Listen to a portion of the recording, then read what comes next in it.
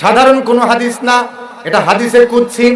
আন আবি হুরায়রা রাদিয়াল্লাহু তাআলা আনহু আনিন নবী পড়েন সবাই সাল্লাল্লাহু আলাইহি সাল্লাম قال الله تعالى وعزتي لا أجمع على عبدي خوفين وأمنين সুবহানাল্লাহ। আগেই বলেন আপনাদের জন্য সুসংবাদ আছে যারা ভয় করেন আল্লাহকে। আল্লাহ রাব্বুল আলামিন বলতেছেন ওয়াইজ্জাতি, আমার ইজ্জতের কসম। এই কথা আল্লাহ বলতেছেন। কে বলতেছেন? আমার আপনার রব আল্লাহ বলতেছেন। আল্লাহ তার ইজ্জতের কসম খাচ্ছেন, তার মান মর্যাদার কসম খাচ্ছেন। ব্যাপারটা অনেক হার্ড, শক্ত করে নিতে হবে, নরম করে নেওয়ার কোনো সুযোগ নেই। আল্লাহ তাআলা বলতেছেন লা আজমাউ আলা আবদি, আমার বান্দার ক্ষেত্রে দুটি ভয়, দুটি নিরাপত্তা আমি একত্রিত করব না। এরপরে বলছেন ইদা খাফানি ফিদ দুনিয়া আমানতুহু ইয়াউমাল কিয়ামাহ। আল্লাহ তাআলা বিস্তারিত নিজেই বর্ণনা করতেছেন দুটি ভয় এবং দুটি নিরাপত্তা আমি একত্রিত করব না। বান্দা তো বুঝবে না, আল্লাহ নিজেই তাফসীর করতেছেন। তিনি বলতেছেন যে ব্যক্তি, যে সে ছেলে হোক অথবা মেয়ে হোক, পুরুষ হোক নারী হোক, যাই হোক, যে ব্যক্তি আমি আল্লাহকে দুনিয়ায় ভয় করে করে চলবে, কাজ করবে, মেনে নিবে, আমি আল্লাহ রাব্বুল আলামিন আমার ইজ্জতের কসম খেয়ে বলছি ওই বান্দাকে আমি কিয়ামতের ময়দানে নিরাপত্তা দিয়ে দেব। সুবহানাল্লাহ, আল্লাহ নিরাপত্তা দিবে। এরপরে অংশটা শুনেন ওয়া ইদা আমিনানি ফিদ দুনিয়া আখাফতুহু ফিল আখিরাহ। যে ব্যক্তি ভয় করে না দুনিয়ায়, সেই মুড নিয়ে চলে। আর যদি কিছু হয়, এই কোথায় তোরা, আয় তো ফাটাইয়া দে, ফাটাইও দিছে। এইরকম যারা করে, যার কথায় মানুষ মেরে রেখে দিতেছে, দেখার কোনো কারবার নাই, নিজেই দুনিয়ায় ফুর্তি মোতাবেক চলতেছে, কোনো বিপদ আসে নাই। ও আল্লাহর গোলাম, কান পেতে শুনে রাখো, জেনে রাখো, হাদিসে কুদসি আল্লাহ তাআলা বলতেছেন আমি আল্লাহ রাব্বুল আলামিন ওই কিয়ামতের ময়দানে তার চেহারা কালো কুচ্ছিত করে দেব। লক্ষ্য করেন, আমরা দিনের বেলায় ধরেন আজকে কয় তারিখ, সবাই বলতে হবে কয় তারিখ আজকে। আজকে 8 তারিখ। 8 তারিখে মানুষের সাথে আপনি বাটপারি করেছেন, চুরি করেছেন, মানুষ খুন করে ফেলেছেন, ঘুমায়া গেছেন, উঠেছেন, পুলিশ এসে হ্যান্ডকাপ করলো। কথাটা বোঝার চেষ্টা করেন, আপনি মানুষ মেরেছেন, ঘুমিয়ে গিয়েছেন। ঘুমিয়ে যাওয়া মানে হলো আপনি মরে গিয়েছেন। যে আল্লাহ ছোট মরার থেকে জিন্দা করলেন, বিচার হচ্ছে, পুলিশ এসেছে, এমনটা যদি হয়, আপনি দুনিয়ায় যা কুকর্ম করেছেন এরপরে মারা যাবেন, মারা যাওয়ার পরে নিশ্চিত আল্লাহ রাব্বুল আলামিন আপনাকে উঠাবেন, ঠিক কি না? আপনাকে আল্লাহ, যে আল্লাহ ঘুম থেকে তুলছেন, ওই আল্লাহ কবর থেকেও তুলতে পারবেন। আরেকটা উদাহরণ নেন, পিছনে পোস্টার আছে, এই যে পোস্টার, এই পোস্টার যিনি বানিয়েছেন ডিজাইনার, উনি প্রথম পোস্টার যখন বানান কম করে হলেও তার 4 ঘন্টা 5 ঘন্টা সময় লাগছে। খোঁজ নিয়ে দেখেন, এই যে আমার হাতে প্যামলেট, এটা বানানোর জন্য 3 থেকে 4 ঘন্টা লেগেছে। এটা হলো প্রথমটা। এরপরে যখন দ্বিতীয়টা, তৃতীয়টা বা 100, 200, 1000টা বের করবে, বার করা সহজ না কঠিন? প্রথমটা বানাইতে কঠিন, 3-4 ঘন্টা লেগেছে, কিন্তু এরপরে শুধুমাত্র সুইচ টিভি দিবে 500 বেড়ে গেছে, ঠিক কিনা? আমার আল্লাহ রাব্বুল আলামিন প্রথমেই মানুষকে তৈরি করতে তার কষ্ট হয় নাই, এরপরে মারা গিয়েছেন, ওই মানুষকে আল্লাহ আবার জিন্দা করবেন, এটা বানাইতে কি আল্লাহর কোনো কষ্ট আছে নাকি? নাই, একদমই নাই। মনে রাখবেন, যতই অপকর্ম করেন ধরা একদিন খেতেই হবে। কথা বলেন ঠিক কিনা? আল্লাহ রাব্বুল আলামিন স্পষ্ট করে দিলেন, ভয় দুনিয়ায় পাবা, আখিরাতে ভয় নাই। এই দুনিয়ায় যদি ভয় না করে চলো, আখিরাতে তোমার জন্য আছে, সালামি আছে। এরপরে আসেন আন আবি হুরায়রা রাদিয়াল্লাহু তাআলা আনহু ক্বালা ক্বালা রাসূলুল্লাহি সবাই পড়েন সাল্লাল্লাহু আলাইহি সাল্লাম ইদা কানা উমারাউকুম খিয়ারাকুম ওয়া আগনিয়াউকুম সুমাহাউকুম ওয়া উমুরুকুম শুরা বাইনিকুম ফাযহরুল আরদি খায়রুল লাকুম মিন বাতনিহা। আল্লাহু আকবার বলেন। হযরত আবু হুরায়রা হাদিসটি বর্ণনা করেছেন রাদিয়াল্লাহু, সবাই বলেন রাদিয়াল্লাহু তাআলা আনহু। আল্লাহর নবী বলতেছেন, ইদা কানা উমারাউকুম খিয়ারাকুম, যে সমাজের নেতা হবে ভালো সুন্দর চরিত্রওয়ালা, নামাজ পড়ে, রোজার মাসে রোজা রাখে, দ্বীনের দাওয়াত দেয় মানুষকে, এমন যদি হয় সমাজের নেতা। এমন নেতা আছে না নাই? আছে। ওয়া আগনিয়াউকুম, এবং তোমাদের সমাজের যে সকল ধনী লোকেরা আছে, গরিবেরা যাদেরকে বলে ধনী, তারা ওই সকল লোকেরা যদি দান করে। এরপরে বলা হলো ওয়া উমুরুকুম শুরা বাইনিকুম, ওই নেতাগুলো যদি তোমাদের সাথে পরস্পরের সাথে আলোচনা সমালোচনা করে সমাজকে এগিয়ে নিয়ে যায়। তিনটি কথা বলা হলো। কয়টি কথা? এক নাম্বার হলো সমাজের নেতা যদি হয় ভালো। দুই নাম্বার, ও ধনী লোকে ভাইরা, আপনারা হয়তো মাহফিলে আসেন নাই, আপনাদের জন্য কিন্তু মাহফিল, দেখেন আপনার ব্যাপারে কথা বলা হচ্ছে, ঠিক কিনা বলেন? আপনার ব্যাপারে আল্লাহর নবী কথা বলতেছেন। যারা ধনী তারা দান করে, ইচ্ছাই হোক অনিচ্ছাই হোক। মানুষ চেয়েছে দিল, অথবা মানুষ চায় নাই দিল, মসজিদে দিল, মাদ্রাসায় দিল। ধনী নিজে সে খায়, নিজে পড়ে, এবং অপরজনকেও দিয়ে খায়, পড়ে। এরপরে বলা হলো নেতারা মানুষের সাথে পরামর্শ করে সমাজকে এগিয়ে নিয়ে যায়। আল্লাহর নবী তখন একটা সুসংবাদ দিলেন। সুসংবাদটা কি? দেখেন, গোপন কথা। ফাযহুরুল আরদি খায়রুল লাকুম মিন বাতনিহা। আল্লাহর নবী বলেন, ওই সমাজ, ওই জামাত, ওই এলাকাকে আমার আল্লাহ রাব্বুল আলামিন পেটের চেয়ে পিঠকে উত্তম করে দিবেন। সুবহানাল্লাহ। কিন্তু বোঝেন নাই। সুবহানাল্লাহ বলছেন ঠিক আছে, কিন্তু বোঝেন নাই পিঠটা কি জিনিস আর পেটটা কি জিনিস, এটা বুঝে নেন। এই যে পেট, এই পেটের ভিতরে যত হারাম ঢোকে, কিন্তু পিঠে কি ঢোকে না। পিঠে আছে হলো আমাদের শিরা, কত সুন্দর করে আল্লাহ রাব্বুল আলামিন মেরুদণ্ড বানায় দিয়েছেন। এর কারণে আপনি দাঁড়াতে পারেন, চলতে পারেন। না হয়তো সাপের মতো চলা লাগতো, সেরার মতো চলা লাগতো। যে আল্লাহ রাব্বুল আলামিন পিঠকে এত সুন্দর করে দিলেন, সে আল্লাহর জন্য কি বলা যায় আলহামদুলিল্লাহ? আরো জোরে বলেন আলহামদুলিল্লাহ। যে আল্লাহ রাব্বুল আলামিনের নবী কি উদাহরণটা দিলেন দেখছেন, মারাত্মক ব্যাপার। এই পিঠের নাই সমাজ হবে, সমাজটা দাঁড়াতে পারবে। কাফের মুশরিক মুসলমানদের দিকে যদি তাকায়, আমার আল্লাহ রাব্বুল আলামিন এই মেরুদণ্ড দিয়েই সেই কাফের মুশরিককে সাইজ করে ফেলবে, ঠিক কি না? শেষ হয়ে যাবে। আর পেট কি জিনিস সেটাও বুঝে নেন। এই পেটের ভিতরে আছে, এখন যদি খোলেন পায়খানা পাবেন, গন্ধ, গ্যাস দিয়ে ভরা, ফাটাস ফাটাস করে পাবেন। কোত্থেকে এসে? পেটের ভিতর থেকে। আল্লাহ নবী বলতেছেন, সমাজের নেতাগুলো যদি হয় ভালো, ধনী লোকগুলো যদি হয় দানশীল, এবং নেতাগুলো যদি পরস্পর সম্পর্ক বজায় রেখে সমাজকে এগিয়ে নিয়ে যায়, আমি নবী বলতেছি ওই সমাজটা আমার আল্লাহ রাব্বুল আলামিন মেরুদণ্ডের মতো শক্ত করে সুন্দর করে সাজায় দিবেন। সুবহানাল্লাহ। শুধু এতটুকুই না, এতটুকু কথা বললেই হবে না।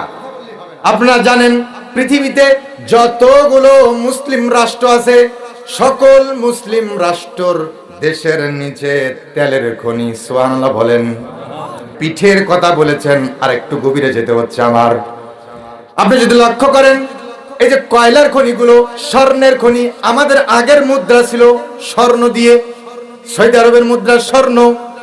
পরে যখন কুলাইতে পারলো না, তাদের দেশে যখন স্বর্ণ নাই, তখনই পয়সা টাকা বানায় ফেললো। আর এই পয়সা টাকা আমরা এখন খাই। কি কারবার হয়ে গেছে? স্বর্ণের কোনো মরণ নাই, টাকা পানিতে পড়ে গেলেই শেষ, ঠিক কিনা বলেন? আল্লাহ নবী বলেছেন, যে সমাজ এই তিনটি বিষয়ের সাথে সম্পৃক্ত রেখে গড়ে উঠেছে, ওই সমাজের পিঠটা হবে সুন্দর, মানে ওই জমিনটা হবে সুন্দর। ওই জমিনের ভিতরে যদি তেলের খনি না থাকে, আমার আল্লাহ রাব্বুল আলামিন কোথায় দিয়ে তেল যে দিবে এটা আমার দেখার কারবার নাই, কিন্তু তেল উঠতেছে, ঠিক কিনা? সব মুসলিম রাষ্ট্রই আছে, আজব কাণ্ড। আবার যেগুলো বিধর্মী মুসলিম, ওগুলোতে নাই। থাকলেও ওই বলে দেয় যে 20 বছর চলা যাবে তেল, এরপর আর থাকবে না, উঠবে না। কি কারণ? সুবহানাল্লাহ। যেখানে আল্লাহর ইবাদত হয়, আল্লাহর রিজিক জমিন থেকে দিয়ে দেয়। আপনার ছেলে মেয়েরাও তো আপনার রিজিক। জানেন?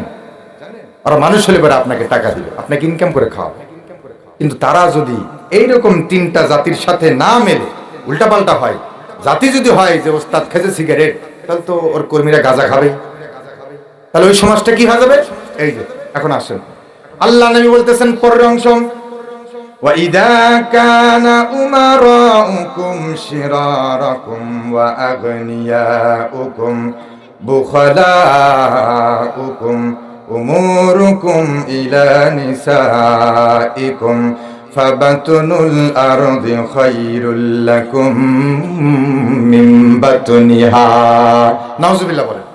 আল্লাহ নবী বলেছেন সমাজের নেতা যদি হয় দুশ্চরিত্রের, ওর ভিতরে কোনো আমল নাই, মুসলিম দাবি করে কিন্তু মুসলিমের একটা কাজ ওর ভিতরে নাই।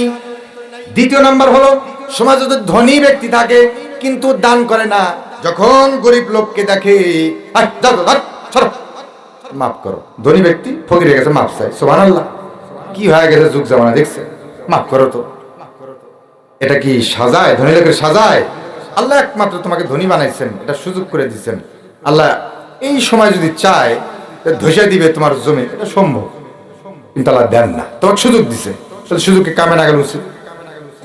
এরকম মানুষ আছে সমাজে, এমন মানুষ আছে যারা কৃপণ ধনী, ধনী নামে পরিচিত কিন্তু কৃপণ। এমন যদি কেউ থাকেন তাহলে সাবধান হয়ে যান। এরপরে ওয়া উমুরুকুম ইলা নিসাইকুম, আর সমাজের দায়িত্বগুলো দেওয়া হবে মহিলাদের উপরে। মহিলাদের উপরে কাদের? মহিলা নেতা হবে, সে হোক চেয়ারম্যান, সে হোক মেম্বার, সে হোক দেশের প্রধানমন্ত্রী, যেই হোক না কেন। আমি অনুবাদক, আমার কিন্তু কোনো দোষ নাই, এই কথা আল্লাহ নবী বলেছেন। কে বলেছেন? যেহেতু ভোটে দাঁড়াইতেই পারে সামনে, ঠিক না? হ্যাঁ, সমস্যা না, আমার পক্ষে একজন আছে, আলহামদুলিল্লাহ।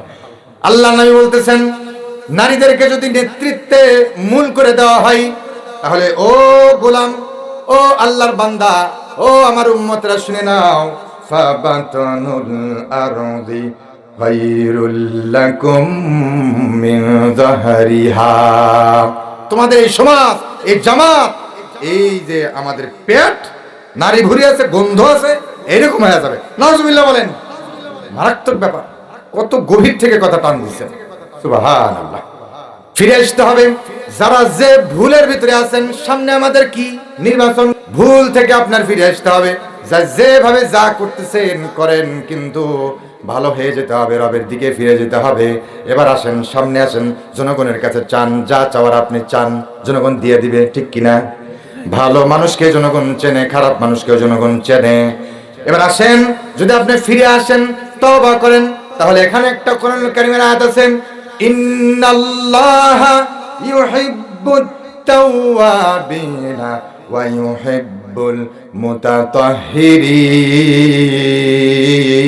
মুতাতাহহিরিন। আল্লাহু আকবার। আল্লাহ রাব্বুল আলামিন বলছেন ইন্নাল্লাহা, ইন্না নিশ্চয়, আল্লাহা আল্লাহ, ইউহিব্বু ভালোবাসেন, তাওয়াবিনা যে তওবা করে, যে তওবা করলো ফিরে আসলো, তার দৃষ্টান্ত চলুন ওই হাদিস দিয়ে শোনাই। এক ব্যক্তি মরুভূমির ভিতরে যাচ্ছে উট নিয়ে, উটের উপরে খাদ্য আছে, পানি আছে, এত দূরে চলে গেছে, পথিমধ্যে সে ক্লান্ত হয়ে গেছে, একটা গাছ পেয়ে গেছে, সেখানে হেলান দিয়ে ঘুমিয়ে গেল। উঠে দেখে, ঘুম থেকে উঠে দেখে তার উট নাই। সে এত দূরে চলে আসছে যে সে যদি এখন ফিরে যেতে চায় তাহলে মারা যাবে, সে যদি সামনেও যায় তবুও মারা যাবে, এমন এক পরিস্থিতির ভিতরে আছে। ওই লোকটা তার উট খুঁজতে খুঁজতে আবার ক্লান্ত হয়ে গেল, আবার ঘুমায় গেল। ঘুম থেকে চোখ খুলে দেখে তার উট তার পাশে, লোকটা লাফ দিয়ে দাঁড়ায় গেল, লাগাম টেনে ধরলো, আর উপর দিকে তাকিয়ে বলতেছে, আল্লাহ তুমি আমার গোলাম, আমি তোমার আল্লাহ। বাক্য উল্টে গেছে, বাক্য কি হয়ে গেছে? খুশির ঠেলায় কাঁচা মেরে দিচ্ছে। কথা বুঝছেন? আছে না অনেকেই খুশির ঠেলায় কাঁচা মেরে দেয়, হয়েছে কি রে, কঠিন ব্যাপার। ঠিক তিনি ওই জামানা অনুযায়ী আল্লাহর ভক্ত ছিলেন। উনি কি করলেন? আল্লাহ তুমি আমার বান্দা, আমি তোমার আল্লাহ। কত বড় কথা বলে ফেলছি। আল্লাহ বলতেছেন, আল্লাহ বলতেছেন ও যে বান্দা, খুশি হয়ে উল্টা করে ফেললো, যা খুশি হয়েছে। বান্দা যখন ভুল করে ফিরে আসে, আমি আল্লাহ রাব্বুল আলামিন এর চেয়েও তো বেশি খুশি হয়ে যাই। সুবহানাল্লাহ। আল্লাহ এর চেয়ে বেশি খুশি হবে। ফিরে আসতে হবে। যাই যত যেভাবে ভুলের পথে আছেন ফিরে আসেন, নামাজ কালাম পড়া শুরু করেন, মানুষকে দিনের কথা শুনান, মানুষকে কিছু দান করেন, মানুষকে কিছু বই গিফট করেন। নারীরা যারা আছে তাদেরকে বলেন পর্দা করো, পর্দা করে স্কুলে যাওয়া আসা করবা, এইভাবে বলেন, এইভাবেই বলবেন, বলতে হবে। আল্লাহ রাব্বুল আলামিন ওয়া ইউহিব্বুল মুতাতাহহিরিন, এবং পবিত্রকারীকে আল্লাহ রাব্বুল আলামিন ভালোবাসেন। যারা তওবা করে তারাই পবিত্র, যারা তওবা হয় না, তওবা করে না, তারা পবিত্র না, অপবিত্র। অনেক ব্যক্তি আছে যে তওবা করেছে ঠিক আছে, কিন্তু মাজারে গিয়ে সিজদা দেয়। এ বান্দা, দুনিয়ার কোন জিনিসকে আল্লাহ রাব্বুল আলামিন সিজদা দিতে বলেন নাই, আপনাকে দিতে বলেছেন। আর আপনাকে দিতে বলেছেন তার মানে এমনি এমনি না, কোরআনে ওই কথা লেখা আছে। আপনাকে কিতাব দিলেন, বুঝ দিলেন, আলেম ওলামাদের দিয়ে বলায় দিলেন, এরপরে মাজারে সিজদা দেন, এটা এতটা সঠিক না, এটা শিরক হয়ে যায়, কুফরি হয়ে যায়। আপনি যদি মানুষ হন তাহলে বুঝবেন 5 ওয়াক্ত নামাজ যে তৈরি করা হয়েছে এটা একমাত্র সিজদার জন্যই নামাজকে তৈরি করা হয়েছে। সুতরাং আপনার সিজদা যেন হয় ভালো জায়গায়। আপনি তওবা করেছেন কিন্তু আপনি এখনো পবিত্র হন নাই। পবিত্র 3 জায়গা থেকে করবেন। এক, কত নাম্বার কোন? এক, প্রথমত শরীর পাক হতে হবে, পোশাকে যেন পেশাব পায়খানা লেগে না থাকে, এই দিক থেকে আপনার পবিত্র হতে হবে। 2, সবাই বলেন, আপনি কি হালাল উপার্জন করতেছেন নাকি হারাম উপার্জন করতেছেন সেই দিকে লক্ষ্য রাখতে হবে। 3 নাম্বার, মনের দিক থেকে পরিষ্কার হতে হবে, কোরআন এবং হাদিস ভিত্তিক আমল করবেন, পরিষ্কার ক্লিন। এইভাবে যদি আপনি আমল করতে পারেন, এই যে কোরআনুল কারীমের আয়াত বলতেছেন তওবাকারীকে ভালোবাসি, এরপরের অংশ হলো ওয়া ইউহিব্বুল মুতাতাহহিরিন। ও বান্দা, তুমি যদি তওবার পাশাপাশি পবিত্র হয়ে যাও, খালেস দিল নিয়ে আমার দিকে ফিরে আসো, পবিত্র হয়ে গেলা, আমি আল্লাহ রাব্বুল আলামিন যাকে যাকে ভালোবেসেছি, নবী রাসূলদেরকে, সাহাবাদেরকে, তাদের অন্তর্ভুক্ত তোমাকে আমি ভালোবাসবো। সুবহানাল্লাহ বলেন। 4 ব্যক্তির উপরে আমার আল্লাহ রাব্বুল আলামিন নিজেই লানত দিয়েছেন। কয় ব্যক্তির উপরে? আনাবি তুফাইলি রাহিমাহুল্লাহ তাআলা, তিনি একজন তাবিঈ ছিলেন, তিনি সাহাবা ছিলেন না। তাবিঈ এবং সাহাবী দুটার ভিতরে পার্থক্য ধরায় দেই। তাবি হলো আল্লাহ নবীকে দেখে নাই, সাহাবাদেরকে দেখেছেন, তারা হলো তাবিঈ। আর সাহাবী হলো তারা যারা বিশ্ব নবীকে দেখেছেন, কথা বলেছেন, যেভাবে আমল করেছেন, করতে বলেছেন সেভাবে আমল করেন। হ্যাঁ, সবাই একটু সামনে চলে আসেন। দেখছেন আপনাদের এলাকায় বলে লোক হয় না, অথচ লোক দিয়ে ভরে গেছে দেখি। হ্যাঁ, বাইরে বাবারা এবং ভাইরা, চাচারা সবাই আসেন, নেমে আসেন। এই গরানটা খালি পাও ছেড়ে দিলেন, সাল্লাত করে নিচে ডেবে দেবেন। আসেন, নেমে যান, নেমে যান, নেমে যান, আসেন, ভাইরা উঠে আসেন, বলেন লিল্লাহে তাকবীর। মন মাঝি মেহেরবান, আমার তোরি জানো ভেরে না, আমার নৌকা জানো ডুবে না। মন মাঝি মেহেরবান, 3.5 হাত নৌকার খাঁচা, মন মাঝি রে ঘন ঘন জোড়া।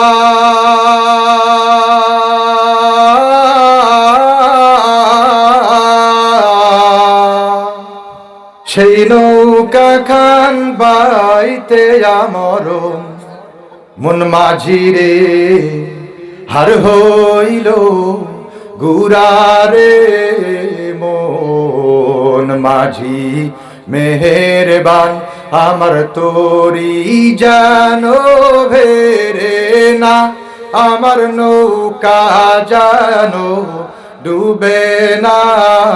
মন মাঝি মেহেরবান, মস্তলে উঠিয়ারে মাঝি, মন মাঝি রে এদিক ওদিক চায়,